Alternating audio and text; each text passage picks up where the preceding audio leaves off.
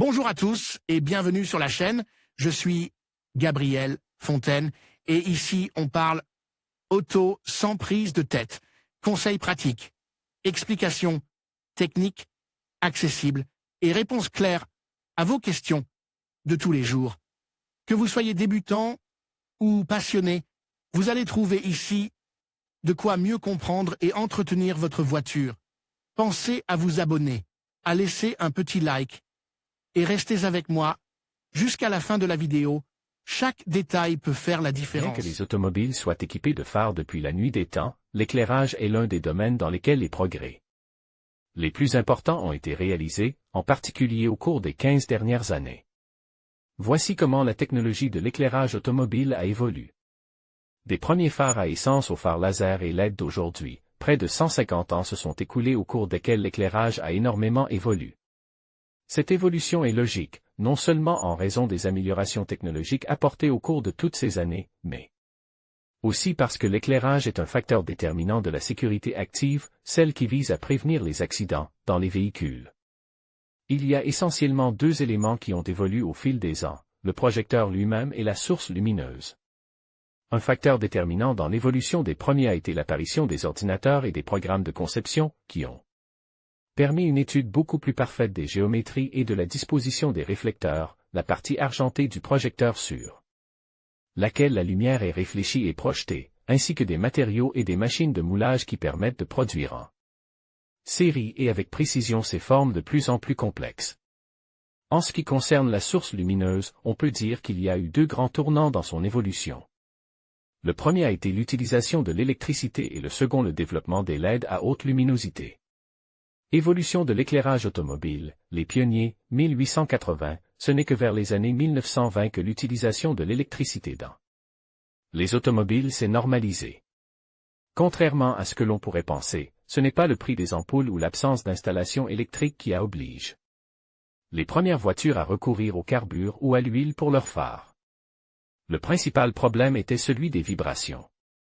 Les routes n'étaient pas goudronnées et les suspensions des voitures n'étaient pas assez souples pour que les filaments des premières ampoules, une invention déjà présente en 1881, des années avant l'apparition de la première automobile, ne se cassent pas au bout de quelques secondes sous l'effet du cliquetis. Les premiers véhicules étaient éclairés par des lanternes à l'ancienne, fabriquées à partir d'huile ou de pétrole ou, plus perfectionnées et mieux éclairées, à partir de gaz carbure.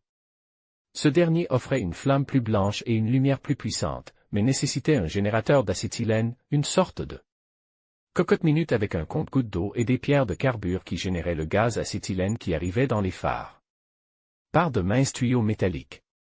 Plus que pour voir, ces phares servaient à être vus, même si les vitesses atteintes par les voitures pionnières n'étaient pas très élevées et qu'il n'était pas nécessaire de voir à plusieurs mètres devant soi.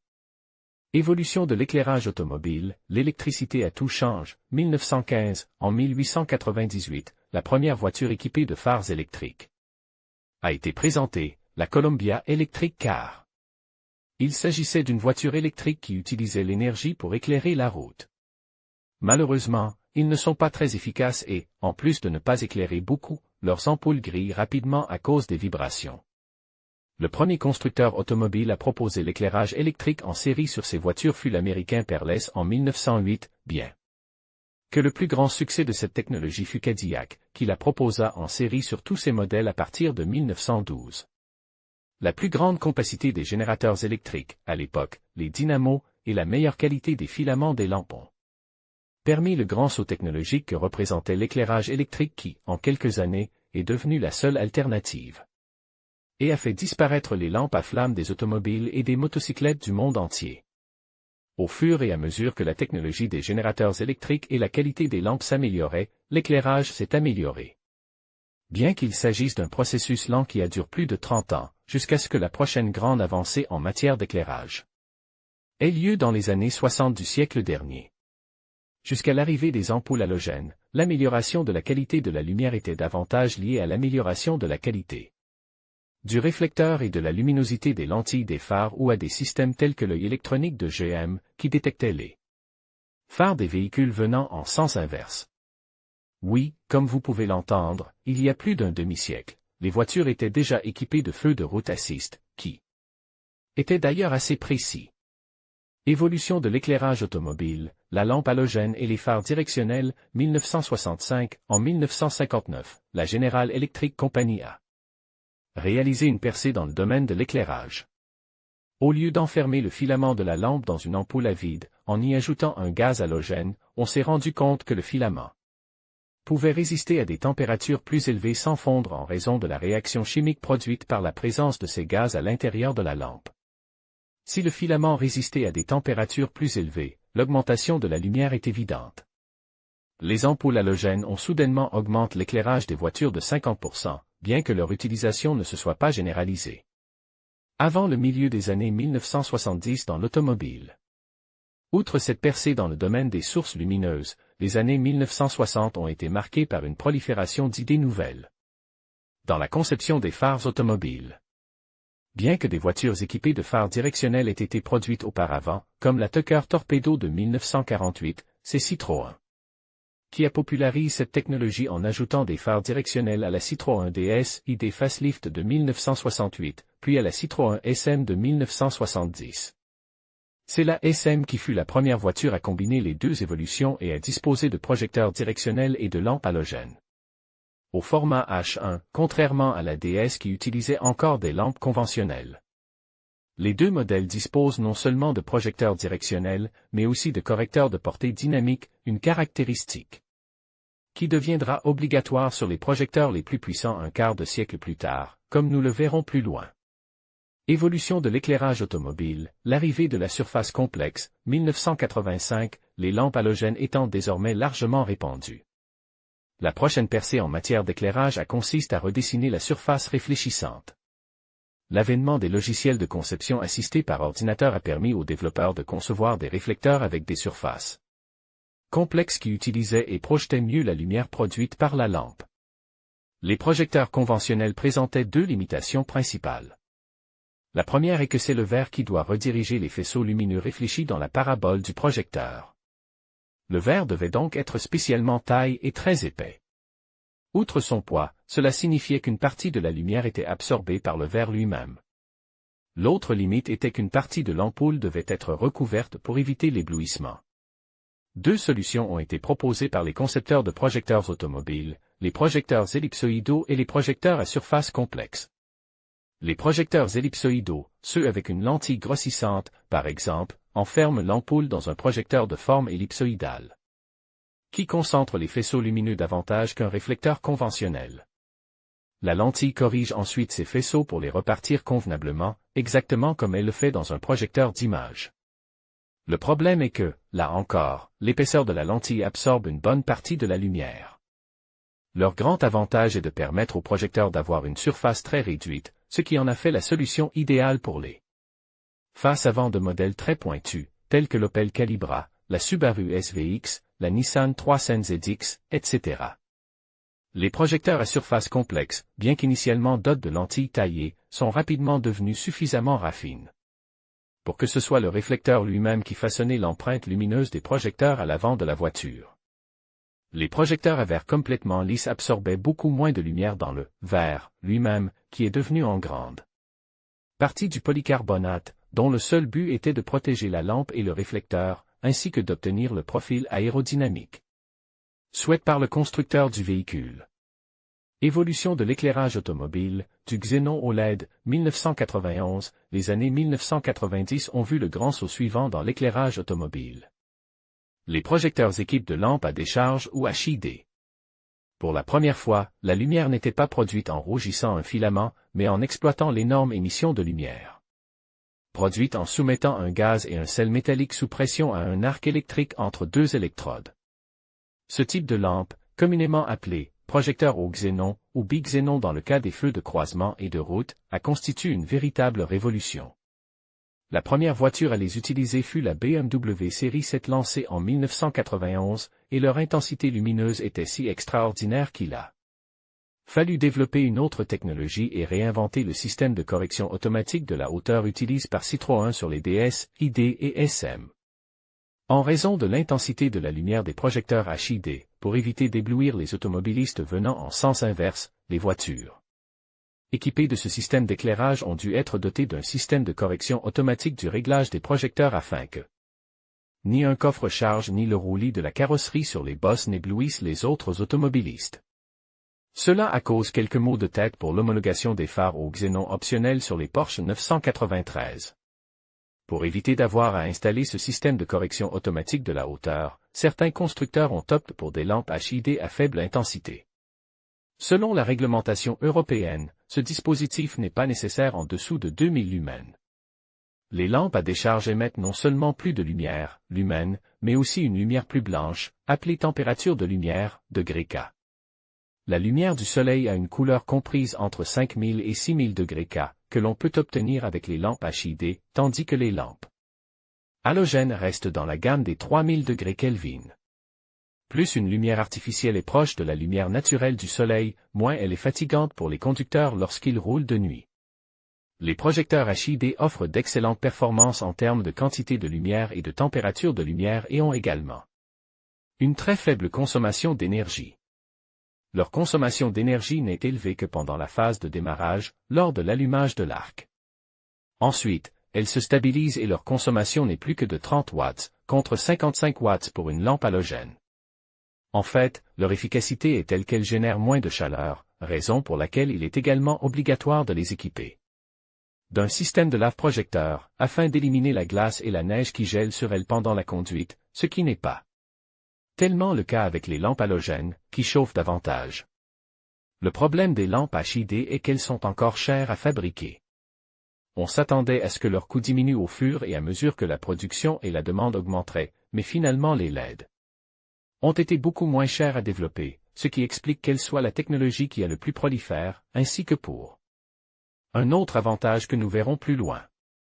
Évolution de l'éclairage automobile, l'arrivée des LED à haute intensité, 2007. En 2007, Lexus présente une évolution de son véhicule phare, dont l'une des principales caractéristiques était les phares à LED. Bien que les diodes électroluminescentes existent depuis des décennies, l'intensité de leur lumière n'était pas suffisante pour être utilisée dans les phares d'une voiture. L'avènement des diodes électroluminescentes à haute intensité a rendu possible cette évolution de l'éclairage automobile, qui est base d'une utilisation pour être vue. Elles étaient auparavant installées dans les feux de position arrière, à une utilisation à elles avant pour être vues. Contrairement à la croyance populaire, leur consommation d'énergie est plus élevée que celle des HID, car les LED à haute intensité génèrent beaucoup de chaleur qui doit être dissipée, pour laquelle de nombreux projecteurs sont même équipés de ventilateurs, et en outre, elles sont montées sur un circuit imprime compliqué, qui, soit dit en passant, est généralement celui qui tombe en panne. Et à la durée de vie la plus courte, inférieure à celle de la LED elle-même. La technologie des LED présente plusieurs avantages, même si la plupart d'entre elles produisent une lumière moins intense et de moins bonne qualité que le bixénon. Tout d'abord, les LED offrent une plus grande flexibilité aux concepteurs en raison de leur taille. Elles sont plus compactes qu'une lampe à décharge classique ou à gaz et plusieurs d'entre elles peuvent être combinées dans des formes et des dispositions différentes, ce qui donne naissance aux projecteurs de type matriciel que nous verrons plus loin. Évolution de l'éclairage automobile, les phares adaptatifs, 2010, grâce à l'intégration de caméras vidéo dans les voitures, avec des systèmes tels que l'Opel Eye, les développeurs de systèmes d'éclairage ont pu reprendre l'idée de l'œil électronique d'il y a un demi-siècle. Pourquoi ne pas faire un projecteur qui adapte la forme de la lumière et éviter d'éblouir les véhicules circulants en sens inverse, tout en éclairant le plus possible? L'idée est très simple, mais sa réalisation est complexe. Les concepteurs ont mis au point un mécanisme dans lequel un diaphragme peut couvrir différentes parties du projecteur, de sorte que il projette une ombre là où c'est nécessaire, mais laisse un maximum de lumière sur le reste de la route. Ainsi, une voiture peut rouler avec ses phares allumés et le diaphragme peut couvrir la lumière là où la caméra détectait un autre véhicule. Ce système d'éclairage adaptatif, qui équipe des modèles tels que la VW Golf 7, la Volvo S60, l'Audi, etc., était très efficace, mais coûteux à produire et comporte de nombreuses pièces mobiles susceptibles de tomber en panne. L'idée est vite venue de faire la même chose, mais avec des éléments statiques, et si les phares étaient composés de plusieurs petits phares, qui éclairent des points précis de la route et que l'on pouvait allumer et éteindre en fonction des besoins. Nous avons déjà le concept de la prochaine grande avancée, le phare matriciel. Évolution de l'éclairage automobile, LED matriciel, 2013, bien que les lampes au xénon donnent une excellente lumière et consomment peu d'énergie, elles sont encombrantes et coûteuses, de sorte qu'il n'est pas possible d'en installer une douzaine dans chaque phare. En revanche, les LED sont très compacts et leur coût de fabrication a considérablement baissé en quelques années. En raison de leur taille, il est très facile d'intégrer plusieurs ensembles de LED dans un projecteur, chacun de ces ensembles étant monte sur un réflecteur qui projette la lumière sur un point spécifique de la route. Plus il y a de points lumineux, plus il est possible de jouer avec la forme de l'empreinte lumineuse projetée à l'avant de la voiture. C'est ainsi que fonctionnent les systèmes de phares Matrix LED ou Matrix LED. La caméra, généralement montée sur le pare-brise à la hauteur du rétroviseur intérieur, détecte les feux des voitures venant en sang inverse devant le véhicule et un module électronique décide des LED à allumer ou à éteindre, en gardant toujours allumées celles qui correspondent aux feux de croisement classiques. Ce système est beaucoup plus simple et n'a pas de pièces mobiles, il est donc très fiable, mais il a deux inconvénients majeurs. Il est cher et la consommation d'énergie est encore plus élevée qu'avec les lampes halogènes. Oui, je sais que les LED consomment très peu d'énergie, mais vous éclairez plusieurs dizaines de LED et, en plus, vous les refroidissez. Évolution de l'éclairage automobile, laser et OLED, 2014, nous arrivons enfin au dernier chapitre de l'évolution des systèmes d'éclairage automobile, et dans ce cas, c'est encore une fois la lumière elle-même plutôt que le phare qui a évolué. En 2014, Audi et BMW s'arrachaient les cheveux pour annoncer lequel des deux serait le premier à commercialiser une voiture équipée de phares laser. Les deux marques utilisent cette nouvelle technologie dans leurs voitures haut de gamme pour une sorte d'éclairage supplémentaire. Super longue distance, qui fournit beaucoup de lumière sur de longues distances, jusqu'à 700 mètres, et ne s'allume que lorsque le système est absolument sûr qu'il n'y a personne d'autre dans les parages. Environ 1 à 2 secondes après l'allumage des feux de route, cette lumière supplémentaire s'allume avec une portée extraordinaire. Pour l'instant, leur utilisation reste limitée aux voitures très haut de gamme, en raison du coût élevé de ces LED laser et du système compliqué qui doit les gérer pour éviter d'aveugler les autres conducteurs. Parallèlement à cette technologie, un nouveau type de LED organique, OLED, est également en cours de développement. Comme la première génération de LED, les OLED d'aujourd'hui ne produisent pas une grande quantité de lumière, de sorte qu'elles ne sont pour l'instant destinées qu'aux écrans ou aux feux de position des automobiles. Leur principal avantage est qu'elles peuvent être conçues dans pratiquement n'importe quelle forme et qu'elles sont complètement plates. Ce qui laisse aux concepteurs une énorme marge de manœuvre créative. Évolution de l'éclairage automobile, quel est l'avenir? Aussi contradictoire que cela puisse paraître, la technologie de l'éclairage dans les voitures n'a probablement pas besoin d'évoluer davantage.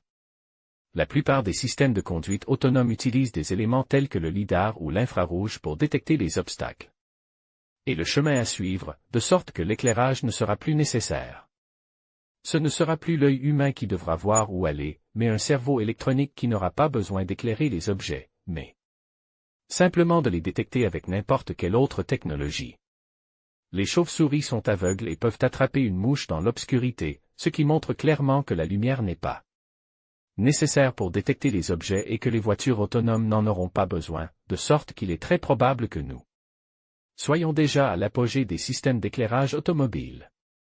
Abonnez-vous à la lettre d'information de la rédaction de Carreau en saisissant votre adresse électronique ci-dessous pour recevoir des mises à jour sur nos dernières vidéos, critiques, actualités et articles de blog. Vous pouvez vous désabonner de ces courriels à tout moment. En vous inscrivant, vous acceptez les conditions générales ainsi que notre politique de confidentialité.